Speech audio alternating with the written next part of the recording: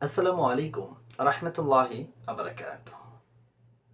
সামাজিক মাধ্যমে পোস্টকে কেন্দ্র করে চার পরিবারকে সমাজচ্যুত।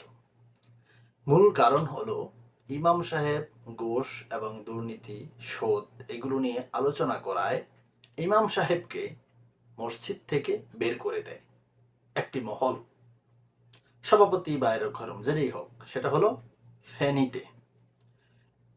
তখন এক ব্যক্তি ফেসবুকে স্ট্যাটাস দিয়েছিল যে ইমাম সাহেব বদলানো খুব সহজ, কিন্তু কমিটি বদলানো যায় না, বা এরকম। মানে ইমাম সাহেব কেন বদলাইলো সেই কারণে উনি একটা প্রতিবাদ পোস্ট করেন। সেই পোস্টে আরো দুই তিনজন মানে সমর্থন জানিয়েছে যে এটা তো ঠিক না। ইমাম সাহেব যদি সুদ বা ঘুষে ভালো কথাই বলতে না পারে তাহলে এটা কেমন হলো, এরকম বিষয়টা এটিএন নিউজে দেখে আসবেন। তো এই বিষয়ের কারণে তারা ইমাম সাহেবকে বাদ দিয়ে দেয়।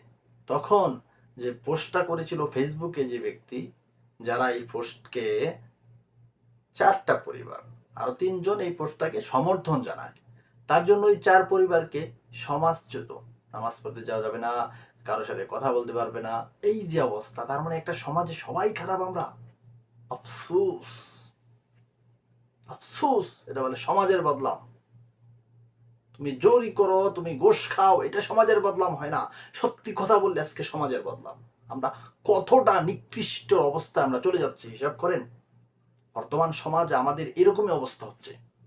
আমাদের সমাজ ব্যবস্থাগুলো, চোরেরা আমাদের সমাজগুলো ব্যবস্থার, দেখবেন যে বেশিরভাগ চোর বাটফাররাই কিন্তু সমাজের কর্তা ব্যক্তি হয়, যার জন্য এই ফলগুলো আমরা ভোগ করতে হয়। আর না হলে একটা সমাজে চারটা পরিবার, তারা ভালো কাজ, খারাপ কাজের বিরুদ্ধে প্রতিবাদ করাতে তাদেরকে সমাজচ্যুত করা হয়। আহ, আফসোস, আমরা কেমন সমাজ বসবাস করতেছি। আমাদের অবস্থা ভবিষ্যতে কি হবে আল্লাহ পাক ভালো জানে। সবাইকে আল্লাহ পাক হেদায়েত দান করুক।